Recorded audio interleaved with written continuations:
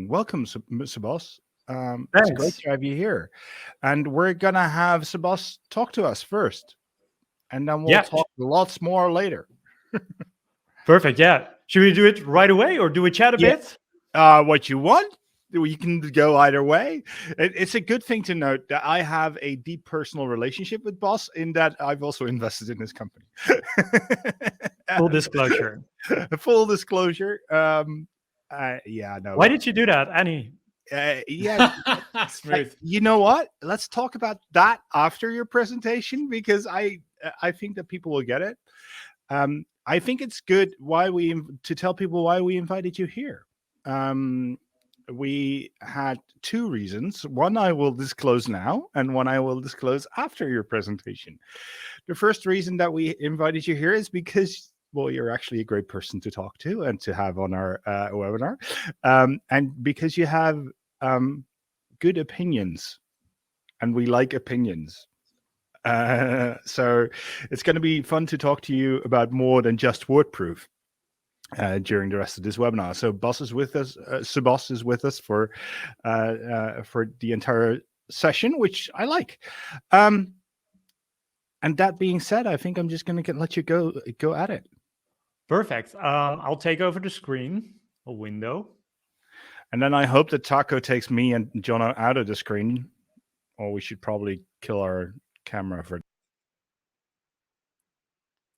Perfect. Can you see the screen? Does that work?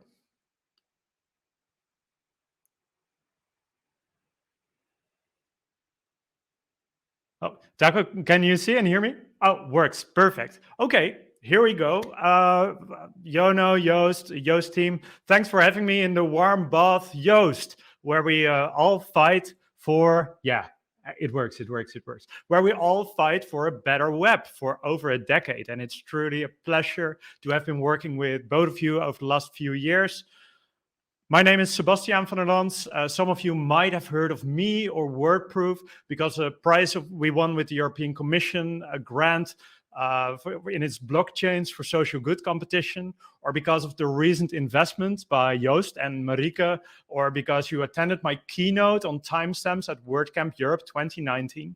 I've been working with WordPress for over 15 years, as Taco said, and blockchain over 8 years. And I'm recently in summer married to my husband, Mirko. And I'm super excited about talking blockchain and SEO with you today.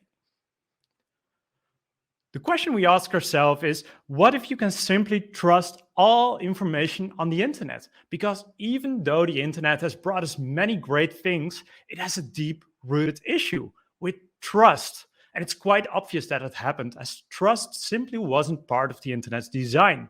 The internet was built to connect computers to computers. And computers, they do not dream. They do not care about power or self-enrichment, as they have no egos. But we humans do. And therefore, today, we suffer fraud, manipulation, fake news, and theft on the internet, which truly echoes back to the real world. So what we say is, to save the world, we need to fix the internet. And therefore, trust must become part of the internet's DNA. And that trust must be verifiable by people and by search engines. And trust arises from two things. Firstly, is transparency. How did information change over time?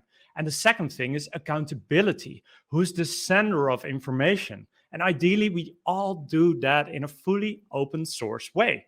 And this is exactly what a blockchain timestamp offers. It's transparency and accountability, all in an open source way. And many have heard of Bitcoin, which is an open source way to transfer value from one person to the other. It's the most well-known application of blockchain technology, and the Bitcoin white paper was published in 2008.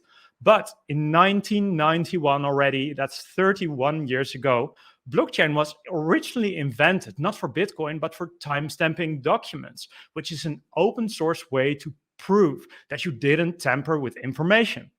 And a timestamp is a unique fingerprint of a state of a document or content that is stored in a blockchain transaction. So with that fingerprint in a blockchain transaction, you can prove that the document existed in exactly that storm at the moment of the blockchain transaction.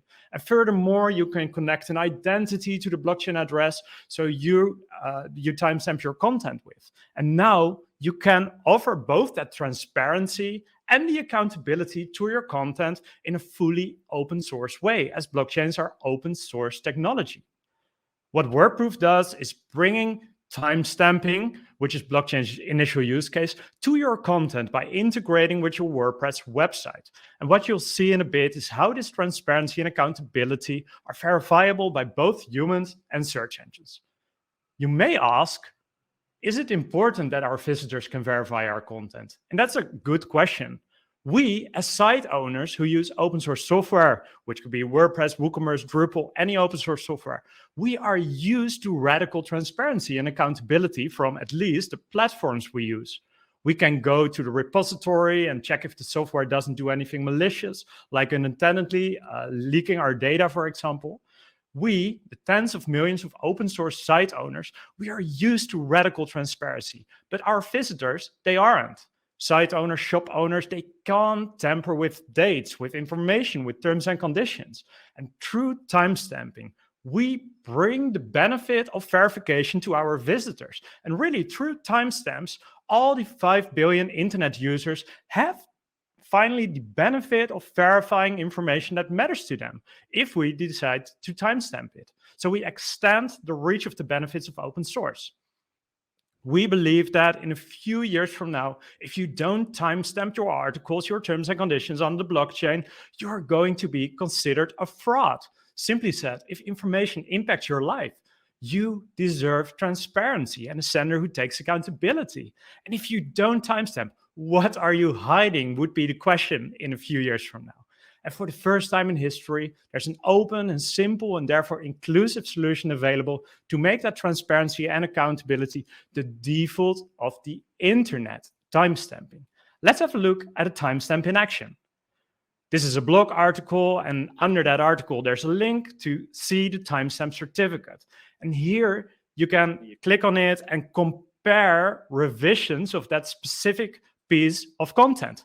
So here, I'll freeze it. What you see is green is information that has been added, red is what has been deleted. It's like Git style, but then for your content. Let's look at an example. Why would you timestamp? Here's a simple use case of an entrepreneur who timestamped his terms and conditions with a WordProof plugin. It's a case, the company is called Stamp Wallet, and they have a small business with a WordPress site. Business owner Wouter, he had a conflict with a customer who accused him of secretly having changed his terms and conditions. And the client didn't want to pay an invoice of 20,000 euros. When he was able to prove to her with a timestamp that these were exactly the terms and conditions at the moment of signing her contract, she immediately paid. No attorney fees needed, she immediately paid. And in fact, timestamping is like bringing your content, and in this case, the terms and conditions, to a notary. But where a notary is slow and expensive, a timestamp is instantaneous. And secondly, it only costs cents. So now you know a bit about the power of a timestamp, what verification looks like, and why it matters to timestamp at least your terms and conditions for both you and your visitor. And if you it comes down to this. If you handle with integrity, you want to show that, and timestamps are the way to do so, the way to prove so. The next question is, what do timestamps have to do with search? Great question. Content exploration and buyer orientation starts in search. You know, the number from 2016 was 70%, but I assume it only went up, but you can rectify it after if you want. I think it's 80 or 90% maybe today. What we want is not only people, but also search engines to be able to verify our content. And for that, we must offer the timestamp to search engines in the language that they understand. Schema, structured data. That's why since last year, Yoast, the Yoast team and the WordProof team, we're all working together to make the open source timestamps part of schema.org, part of structured data. And we imagine search engines to label timestamped results in the search engine result page. And in fact, you want to know on the search engine result page if a piece of content is timestamped or if the site has at least timestamped the terms and conditions. And eventually, we imagine search engines to offer ranking based on if content is timestamped. The more transparency, the more transparent you are, the higher you should rank, and the more accountability you take, the higher you should rank. And today, a very small search engine committed to start labeling timestamped results. They will implement it later this year, and their name is Presearch. And a super relevant question is, why would a search engine do this?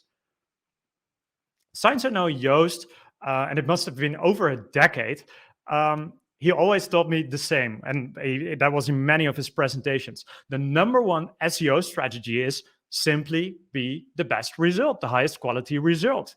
And in 2014, we asked ourselves, does having a mobile version of my site impact my ranking? The answer was yes, absolutely, hence a mobile indexing. Why? Because a site that fits your device simply is a better UX. 2017, does using SSL or HTTPS impact my ranking? The answer was yes. Google even says it's not secure if you don't. Why? Because it's simply a more secure result. It's a higher quality result for that. In 2022, is a result that's timestamped a higher quality result? Arguably, a result that's radically transparent and accountable, all in an open source way, arguably that's a higher quality result than content that isn't. And if content ranks based on how transparent and accountable it is, what you then get is that all information can still be placed on the internet, but before it can go viral or rank high in algorithms, it should be radically transparent and accountable. And as a result of that, freedom of speech no longer means automatically that you have freedom of reach. And this is a huge step forward, fighting fraud, fighting misinformation, fighting fake news. So if all content that matters is timestamped and algorithms reward open source transparency and accountability, that's what we call a trusted web, and a trusted web arises.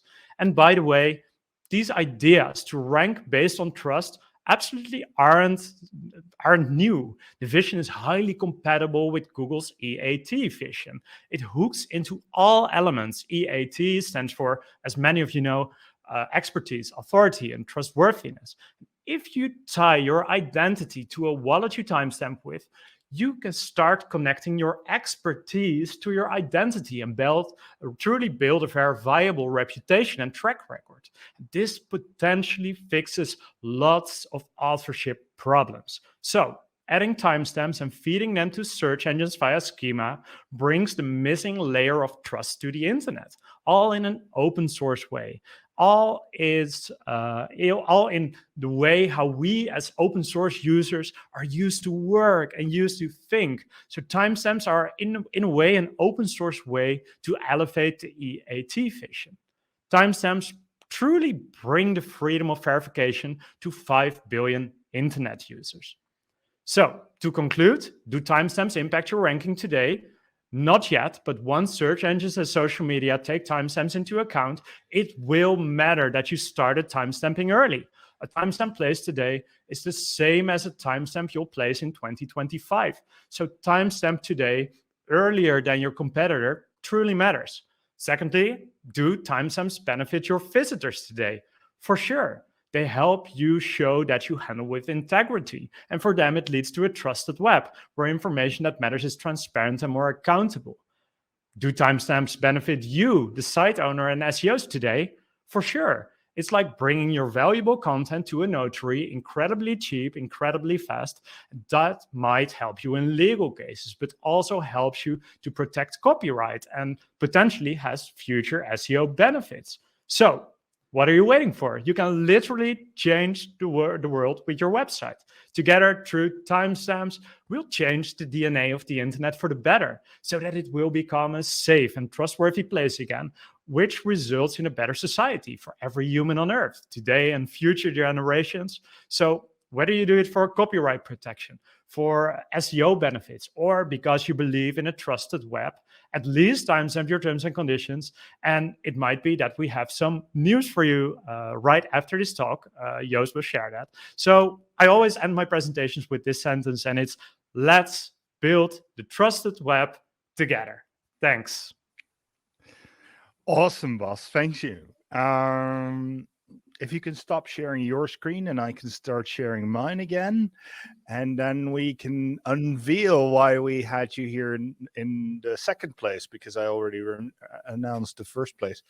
The funny thing is I'm sharing for the first time from this new and not really new thing called PowerPoint, and it's horrible.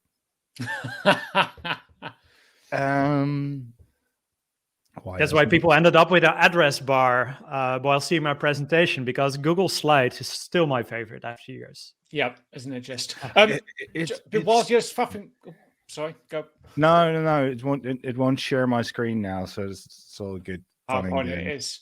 I hadn't considered the impact of timestamping early. That's really interesting. Like, I've been thinking about this a lot and all the trust implications. There was a really interesting comment in the comments about things like falling back to versions of wills, and because of documents that change a lot and need notaries, which I thought was really cool. But then, yeah, you layer on the idea that I should have been doing this 10 years ago, and then there's a record of all of it. So yeah, sooner the better. Yeah, and I can imagine archive.org or archive.org with only timestamped content, all in an open source way. Yeah, that's cool. We've lost Yoast. Oh dear. Oh well, no SEO news for any of us. We'll just chat in the meantime. Oh, he's back. Yeah, sorry, I had to reload. I'm hoping it works now. Otherwise, you'll have to present, Jono. I don't know whether you can do that. Oh, that's going to be interesting. It's opening my share screen. This has worked 100 times before, and now it doesn't work. You might have to send me a link to the PowerPoint file. Sorry, people, entertain yourselves. Yeah, what I can share is some user numbers. So today, over 5. There you go. He's got it. Let me share some the user numbers of WordProof today. So over 1,000 websites are using it, and over 5 million articles have been timestamped. So that's the funny thing. It's a blockchain use case, which is not a promise, which is not tokens, not speculation. It's really the core of what blockchain was invented for, and it's a real life use case. Yeah. So from my perspective, and some people were already commenting on this, like, hey, NFTs and Bitcoin, etc., might actually not have done all that much good for the technology of blockchain, which I agree with, because and Sebastian and I have good discussions about this, but I don't like blockchain-based coins. I love WordProof. I love the concept of replacing notaries. I wish we could replace our Chamber of Commerce with this as well. I mean, all of those institutions that are decades or centuries old and have no use case whatsoever. So, there is a lot to like about this, which is why, if Jono can skip a slide, we have decided to make this a bit easier. And I'm not driving. I don't know who is. And what we're going to do is integrate WordProof into Yoast SEO, so that it's very easy for you to timestamp specifically your terms and conditions and your privacy policy page. I think it's an awesome thing. Of course, if you want to do this today because you're here and you love it, just install the WordProof plugin. It works. It's good. It does everything that Yoast SEO will do, and you'll have no bad side effects from it. But yeah, we really like WordProof, and we want to help spread it and spread the word around it. I think it's very, very important that we all together start working on a trust layer for the web, because as we've all seen in lots of different ways, the fact that everyone can just put anything on the web and claim that he did so in a reliable way, or claim that he did so truthfully, or whatever, is annoying. So I think that this is a very, very good step forward. So yeah, I'm very happy with this, and I hope that we'll get to release this somewhere near to the end of Q1, maybe if it all goes really south and bad, and it'll be Q2, but somewhere there. We're working on it as we speak. So yeah, no, it is. Yeah, it's cool. So Okay. thank you for presenting that, Sebas. And now we go into what we would call our regular program for our Perfect. SEO News webinar. And I hope that Jono can actually keep up with me, because I'm going to talk about a whole lot of things, and I need to have the slides here because now I can't actually see my next slide on his screen. So we're going to talk about a whole lot of things. You should register for the SEO News webinar so that we email you every time that we do this, and you can't really miss one. And then we have a lot to talk about. We've already talked about WordProof. So if you can, so we're going to go into Google, Microsoft, WordPress, a bit of other tech news, a bit of Yoast news, and then we'll go into your questions. Remember to ask your questions in the Ask a Question section in the bottom. If you want to learn more, we have all of the resources available for this webinar at that short link right there, which I hope someone will drop in the chat for you so that you can link it. SEO is the route to sustainable online success and growth. Learn SEO from the experts at Yoast SEO Academy. Our practical online courses help you on your SEO journey. The courses are packed with actionable tips for beginners and experts, fun quizzes, and much more. Start learning and ranking today. As you've all known or seen, I hope, and if not, then you've been under a rock, we've launched Yoast SEO for Shopify. We're super, super, super proud of that, because it's literally a complete rebuild of Yoast SEO for Shopify.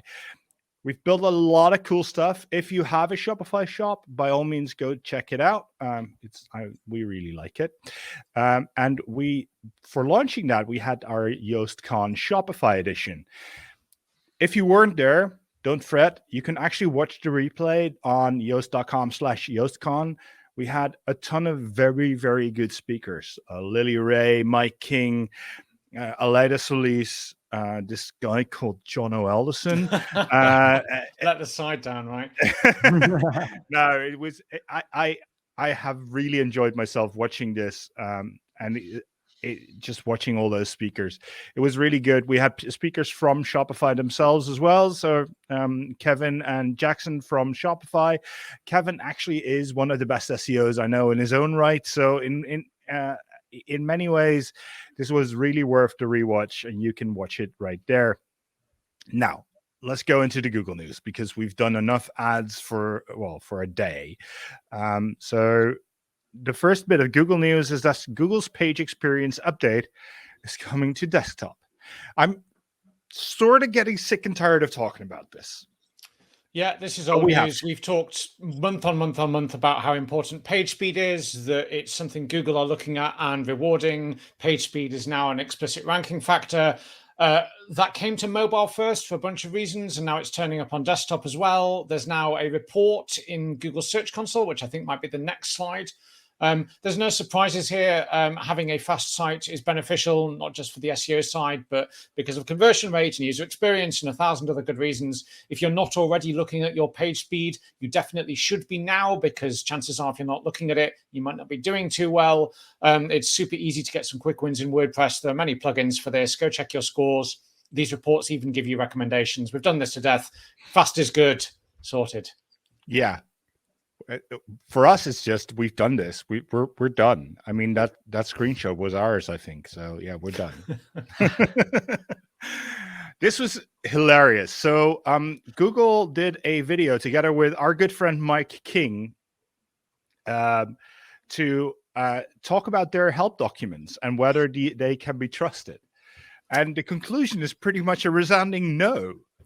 Yeah, bless. It was a kind of a nice, humble moment from the Google team saying, look, there's only a few of us. There's a lot of documentation. We're writing for an audience that includes absolute novices and people like us, all trying to work out, okay, what should we do? How should we build this? What are the rules? And obviously, that's going to be really hard to get right. It's hard to maintain. It's in multiple languages. It changes over time. And even internally, Google's communications aren't incredible. So some of it is out of date. Some of it's inaccurate. There were two really interesting takeaways. One is they said, please, please, please give us feedback. Like there's buttons on all those pages and you can report this bit was wrong, the font was broken, this bit's inaccurate. But also to test things and use your common sense and just try stuff, which, yeah, maybe if you're out there doing SEO stuff, that makes sense. For you lot, I would say don't waste hours and hours and hours worrying about how your meta description should work. That's what we do. Rely on us to do this testing for you and to understand it and keep on top of it. We monitor all these documentation. I'm in there every day. We flag when it's changed. Yeah, it's a bit of a mess, but we quite enjoy wading through it and making sure we're on top of it. So don't worry too much. Yeah, we actually sort of create screenshots every day. You'd wish they used something like WordPress to just make designed for that. I mean, Yeah. come on, it is actually hard to follow up on like the weird changes that they sometimes make. I love that Mike wore a not provided shirt for this video. I mean, Sneaky. yeah. Okay, next. This was probably the most confusing news we'll talk about this month. Google introduced a new Meta Robots tag. Now, if you are going like Meta Robots, wasn't that like 200 years ago? Yes, it was.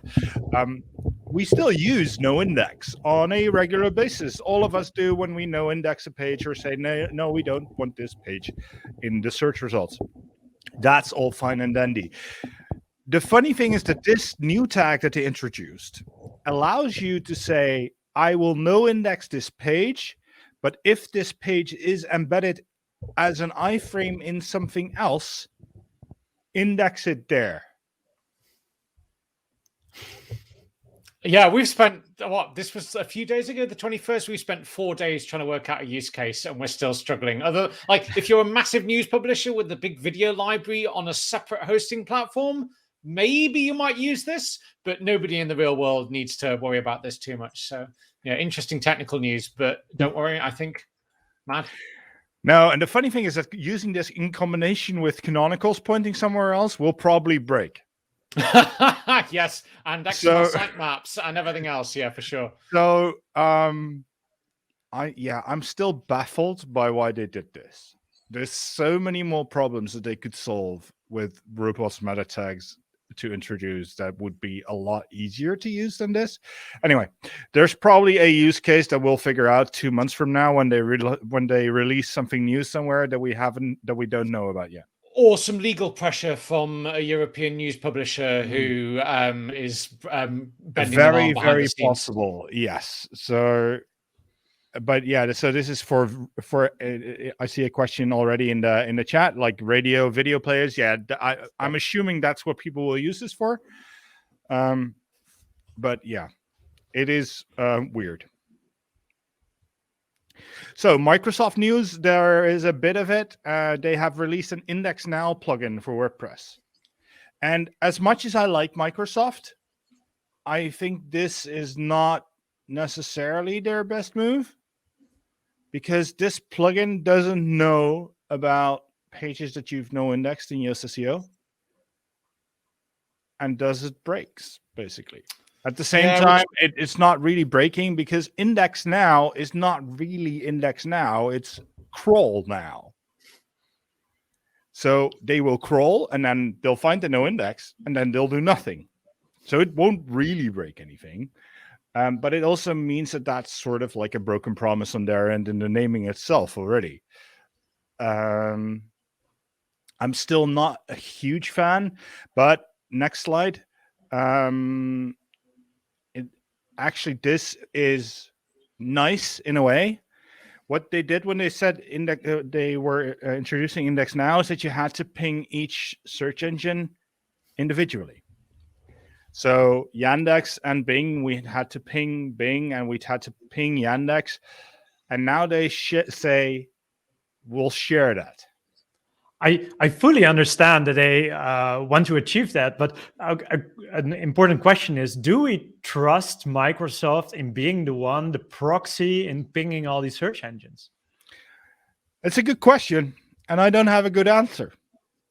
I just saw an interesting point in the chat from Chris about Ping-O-Matic and whether that's still a thing. And what we're saying is we're going to trust one website, one domain, one endpoint to be this hub of all this communication.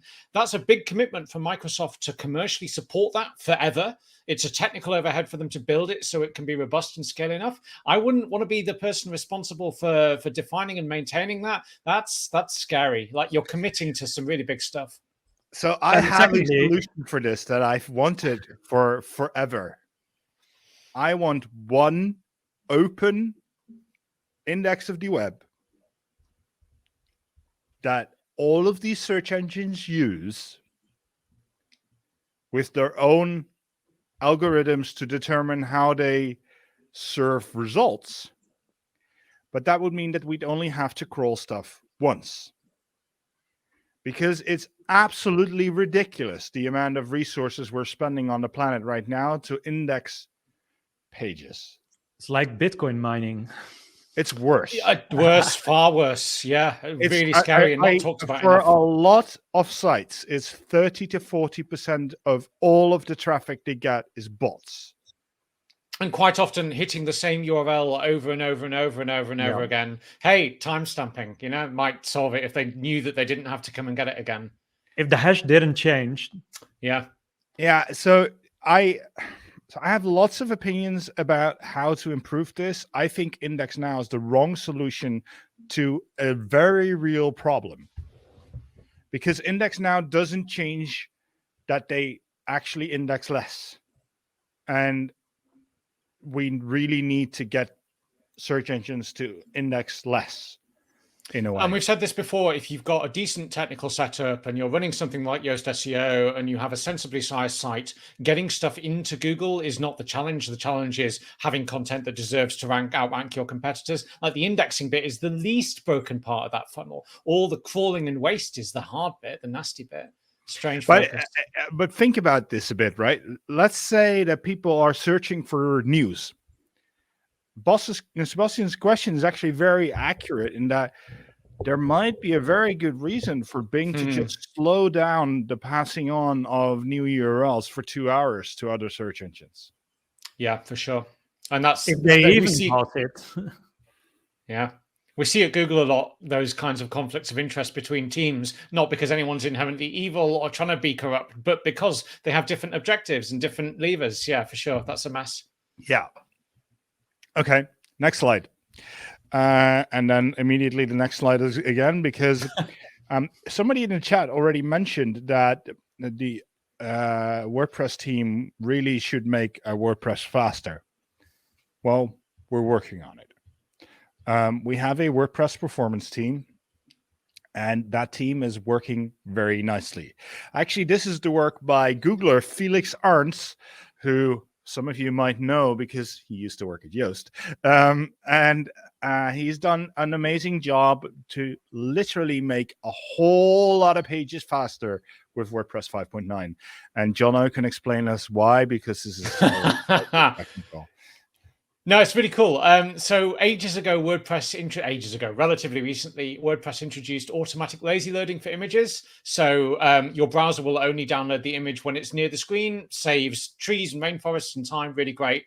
Except it was a bit overdid it. So it would lazy load images above the screen too. So things took longer to load for users. Felix's work, and there's others involved, tries to be really clever in deciding which images it should and shouldn't preload and automatically lazy load. And it does a whole bunch of calculations to get that right. And it just magically makes everything faster. It's really, really impressive technically. You don't have to worry about it at all. It's all behind the scenes. Very cool. It is super cool. And then the next bit is actually by our own dear colleague, Ari, mostly, right? Yeah, there's a whole bunch of stuff happening with blocks in WordPress, which you'll know about because we've talked about it to death. But one of the things is how do we make these things load faster? If I'm creating a WordPress page with 30 different blocks that all load bits of styling and bits of JavaScript, that can very easily make things very slow and very complicated. Ari and a bunch of the performance team and others have spent loads of time saying, how do we analyze that better? How do we make smarter decisions? How do we get blocks to only load the bits of code they need, when they need it, where they need it, based on the template and other logic? This is really cool. I think when this ships, we should see a marked improvement across the board for most modern WordPress sites. That's pretty exciting, not least of which because of the carbon impact. We're genuinely talking about rainforests here, which is pretty awesome. Yeah, no, it's absolutely awesome. That being said, if you are on an old version of PHP, now's the time to update as well. We'll have more news on that soon too. Other tech news. Well, we have a bit. DuckDuckGo. If you don't know it, you should really try it because it's getting better and better and it's nice. Passes 100 billion all-time private searches. 100 billion is a large number. Like really, really large. I have a hard time. I mean, I had this with millions when I was younger, and I can do millions now. I can sort of think of the number, but billion is weird. Now, it's good to notice. One of the things, I think it was you, John, who mentioned on our internal Slack, like, do realize that actually Pinterest does more searches than this. And yeah, I don't know if that was me, but that's huge. Pinterest is bigger than YouTube as a search engine, which is really hard to comprehend. Yeah. So there are other places where people search. You should have a look at them at the very least. And if you're very privacy aware, then DuckDuckGo is actually a very good search engine. Also worth checking out Neeva and You, both kind of up and coming, different models, different search engine technologies. I don't think they will kill Google, and I don't think they'll take any market share anytime soon. But as a user, if you want a different search experience, they're definitely worth exploring. Yeah. Next, this was fun. I really had some fun explaining this to people. So. In Europe, we have this incredibly nice law called the GDPR, which it has implementations in local law in every part of the European Union, and these implementations vary slightly, which is annoying, to say the very least. The fact that we have the GDPR is great. The fact that we have local variations is horrible. What we found now, or what's been found now, is that the Austrian, in an Austrian case, they've said, hey, you can't use Google Analytics on your website. In response to that ruling, the Dutch authority has started making remarks that they will probably update their ruling too. So they will probably tell us not to use Google Analytics or change our settings on Google Analytics even to be even more privacy friendly. It might very well end up that a couple months from now, nobody in Europe will be able to use Google Analytics anymore legally, which is both annoying and hilarious. That's why you became a US company, right? Well, the thing is, privacy rules. Yoast as a company is Dutch. So Yoast is still a Dutch BV. So we have to abide by Dutch law. But we're owned by an American company. And therefore, all of our data basically is in the US too. And the rules of the GDPR rely on where the accessing person resides, not even where they are, but their country of residence. So you've got all these different moving parts. Yeah, we're hardly the only one with this sort of problem. Now, I'm enough of a geek that I just want all of us to stop thinking about all this stuff and just start a Star Trek world where we have a United Nations that rules us all, because that would make life so much easier. Yeah. But yeah, I don't know how to fix this. But I think this will lead to some very frantic back and forth between a couple of companies in the next few months, and then we'll see where this goes. But if I had to put money on it, I would say that we'll probably be removing Google Analytics from our sites in the next few months. Oh, I'm going to bet the other way. I think this goes away. I've dug into some of the deep text on how this is working, and I think it's a mess and it's a lot of confusion. I'm hoping the lawyers look at it long enough and go, actually, we don't understand any of this, and they just drop it. So this is Jono on Google Analytics. Yeah. Never gonna give you up, never gonna let you down. Finally, Rick Astley. Roll around and you say, never gonna give you up, never gonna let, never gonna give you up, never gonna. Bloody bro. Make it stop. that was a broken soundboard. To be fair, there's two reasons why we have Rick Astley today. Rick Astley. One is because it fit perfectly well with Jono just now, and two is because boss Sebastian likes Rick Astley really much. on the talk on the main stage WordCamp Europe, I used the time to invite him on our wedding, and in the end, he didn't sing at our wedding, which was last September, but I studied and sang the song for Mirko. So "Never Gonna Give You Up" was part of the ceremony. Yeah, you're awesome for doing this. Anyway, don't worry, Jacob. I won't play the song again because then Taco will kill me too. This was actually super big news. Shopify have made a deal with JD.com, which is Chinese, basically giving access to the Chinese market for everyone on Shopify in the US. The JD will ship the stuff that they want to sell to the Chinese market from the US to China, which felt like, in so many ways, this feels like the world opening up in a good way. I really love it. And yes, I'm a bit of a Shopify fan. But yeah, I think this is a really big step. It's also very hard for a lot of other people. Anyway, after that and Rick rolling all of you, I can now go into some Yoast news. I'll be fairly quick so that we can go into Q&A.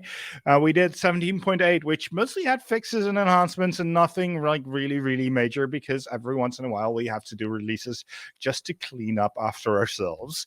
And then 17.9 had a very nice new Windshare integration and support for Japanese.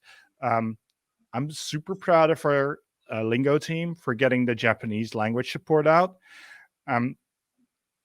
At some point, we'll have to bring Manuel onto this webinar as well, Jono. Manuel's the lead of our Lingo team. He speaks too many languages. He's too smart, and they've done an amazing job. The fact that we now support Japanese is something I'm very proud of. It is an entire new market, and the Japanese WordPress market is actually very big. So yeah, no, it is really nice to have this. Windshare as well is a nice integration. It does a lot of cool stuff. If you haven't read about it, do check it out. It allows you to track your rankings and other things that might help you in optimizing. And we have a nice integration. Hey, Manuel's here. Good. Hey. So yeah, no, all good. Now we have a survey because we want to hear your opinion about this webinar. I promise you there will be maximum 1 questions about soundboards, but maybe none. But mostly it is about what are we talking about and what would you like to see here. So please take that survey.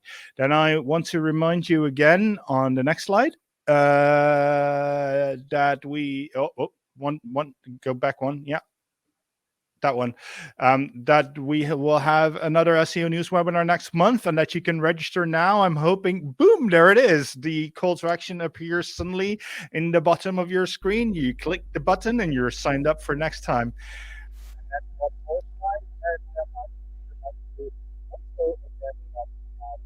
Great YoastCon webinars to look at again. It's really a shame if not more people see them. Although almost 5,000 people saw them already, so we've been. It is worth our while. I'll have to say that all of this online stuff does allow us to reach a whole lot more people than the offline stuff usually does. And with that, Taco's already here, and he can stop sharing his screen. Thank you, Taco. I can finally. But there's one small thing I want to point out, because for those paying really close attention to the face hiding behind yours, you can see that next month we have a new host. Yeah, we've got Nienke, finally. Yeah, I finally pestered you enough to be replaced. So some of you might have actually already seen her last summer, right? Yeah, definitely. She did a workshop in the summer series. Yeah, so Nink is great, and we're gonna be exchanging people a bit to have a bit more diversity in the crowd of people that you get to look at in many different ways. I actually like that. Although we'll miss you too, Taka. Yeah, sure. Oh. All right. With that, we do have a lot of questions, and usually I do have a bit of time to prepare them while you are talking, but No, you didn't. No, I didn't. So it's slightly less structured than usual. But there's a very easy question for you to get started, and I'll use that time to find some other questions. Is there a document on best practices for Yoast SEO? Yeah, so we have an entire course about Yoast SEO in the Yoast Academy, and I would highly urge you to check it out. It is cool, and I think it's the best way of learning about Yoast SEO, and it'll tell you everything you need to know. All right. Sebastian, there are a ton of questions for you. Perfect. Let's get started with the most upvoted one, and that's for everyone listening in. If you haven't upvoted yet, now's the time. Would timestamping only be beneficial for blog type content, or should it be used for all your web pages? Simply said, for all content that matters. So there could be terms and conditions, it could be news, it could be your cornerstone content, and content that doesn't matter shouldn't be on your website. So there you go. And the benefits are super wide. So the future SEO one, as mentioned, it's like bringing it to a notary. It's a super affordable way to timestamp your terms and conditions, like bringing them to a notary. We have a use case on the website. It's a web shop, and their content was scraped all the time and republished on eBay.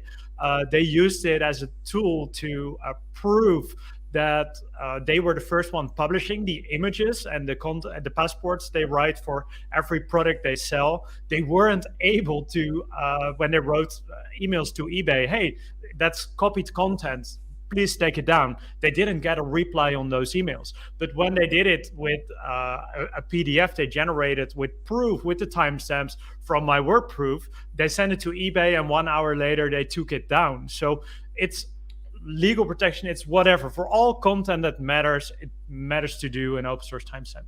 Wow, that's game changing. That, like, there is no other mechanism that you can do that. I'm thinking about things like takedown reports and copied content and malicious comments in blog. Well, there's so much here. This is awesome. We do this all the time, so we have to file these types of reports all the time because people copy our content all the time. So it is very useful for stuff like that. It was funny when a couple of weeks ago our legal team actually started asking me, like, hey, has this page been timestamped because we want to see the previous version? I was like, But that's the bigger picture. We should demand, and we as people using open source software, we are used to radical transparency. And now we need to have that for all content that matters, for all news websites, for all government communications. It's simply a better web if we can see what was there. For news sites today, you see last edited 4 hours ago. You could say, wow, that's transparent, but you could also be suspicious. What was there 4 hours ago that I'm not allowed to see anymore? Someone is asking a very good question, and that is related to that. It's a bit related to the whole NFT discussion as well. Can someone scrape my content and then timestamp it? How would a reader know who had the original timestamp? Great question. Great question. That's why ideally there's a combination of two things. Firstly, it's transparency. So a timestamp is a way to prove when information was published at the moment of the blockchain transaction. At least the content existed at that moment in time.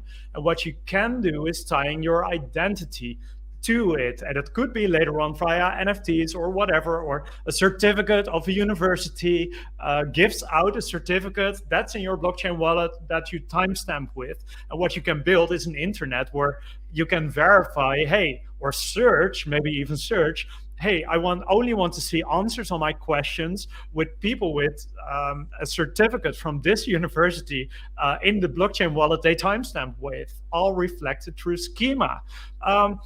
The thing is, if a search engine rewards both transparency, but secondly, accountability, something magical happens.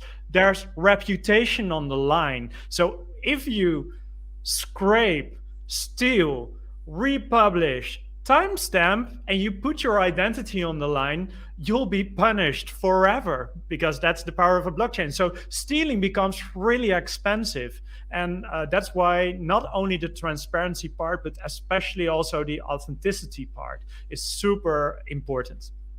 Yeah.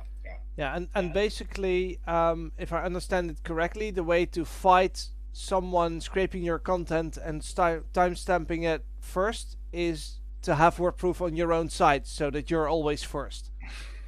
Yeah, it's what WordPress does at the moment of publishing. It timestamps your information, so it hooks in the publish action. Yeah, so and the edit action. Yeah, so everyone should have WordProof.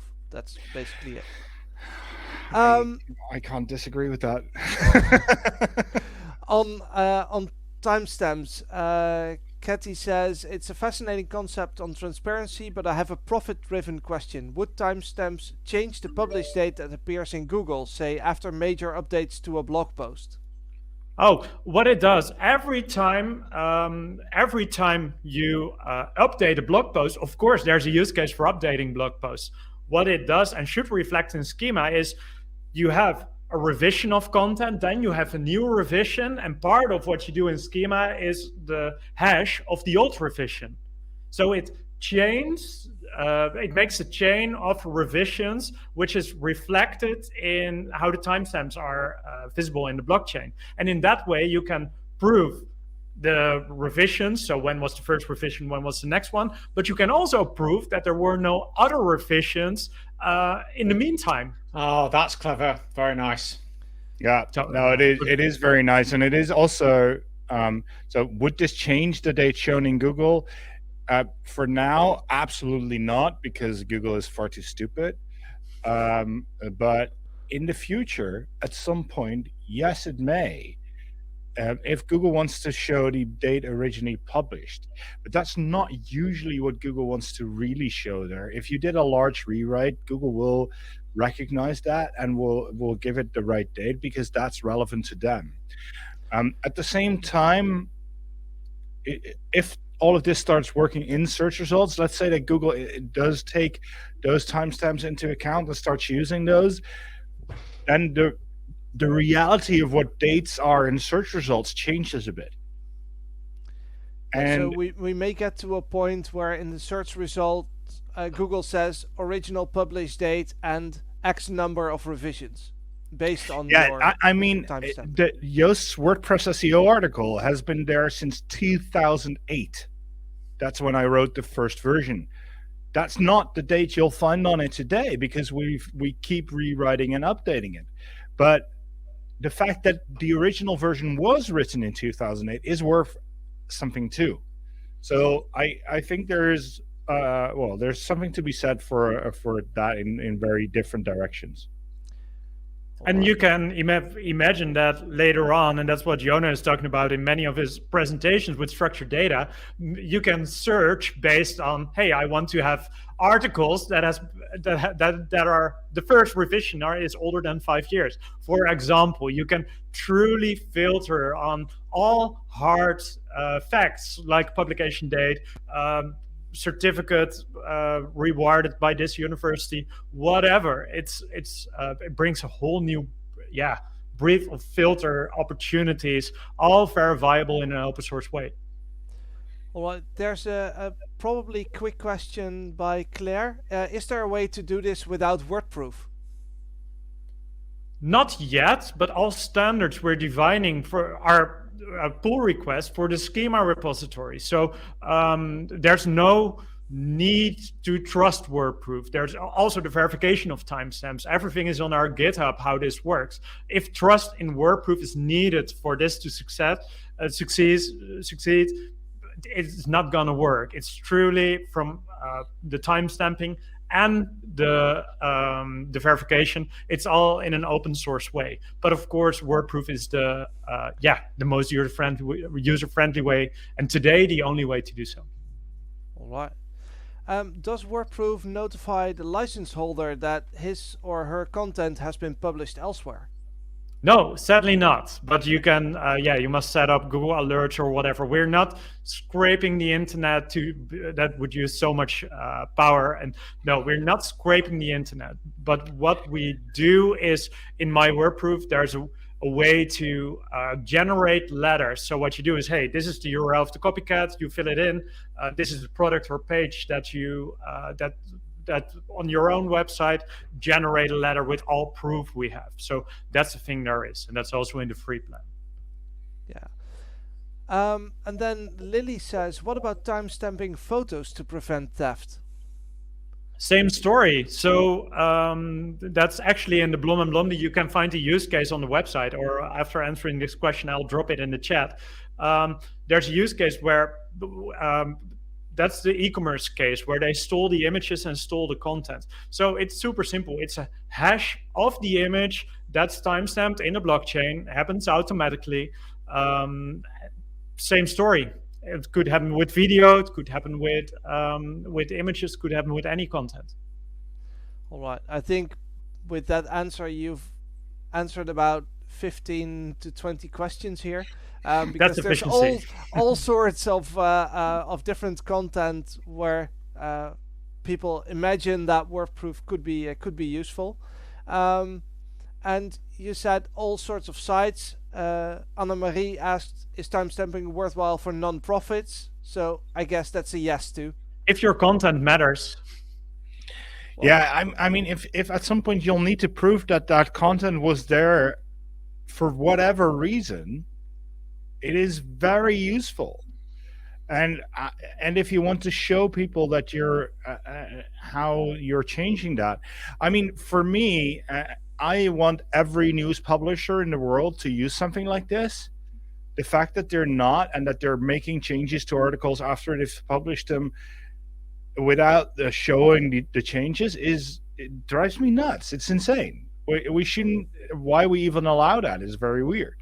So yeah, I think that there's a lot of use cases for this that we haven't even talked about today yet. I love this as a great use case for the blockchain that is not tied to money. And I want to thank you for promoting it here, Sebastian. I really am happy that we've had you here. I'm looking at the clock, Taco, because you know what I'm going to say, right? Well, yeah, I was thinking, should we continue, because we only have like 40 questions left.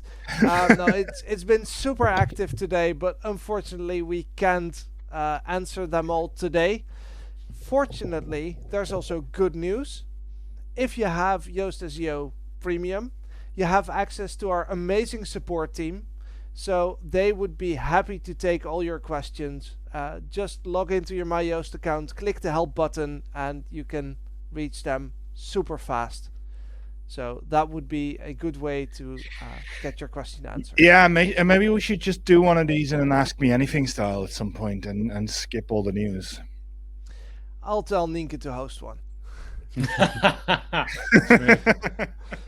All right. I think with that, we're closing up shop for today. This is your last chance to click that flashy thing near the bottom to sign up for next month's webinar. That will be on the 22nd of February. So make sure you don't miss it. Sebastian, again, thank you so much for joining us today. You sparked a lot of great ideas in the comments, and your presentation will definitely be replayed a lot. Thanks for having me, and we're more than happy to answer any questions. There's a WordProof Academy, totally free on the website. So let's build a trusted web together. Thanks for having me. That sounds amazing. Jono and Joost, as always, thank you so much, and have fun next month.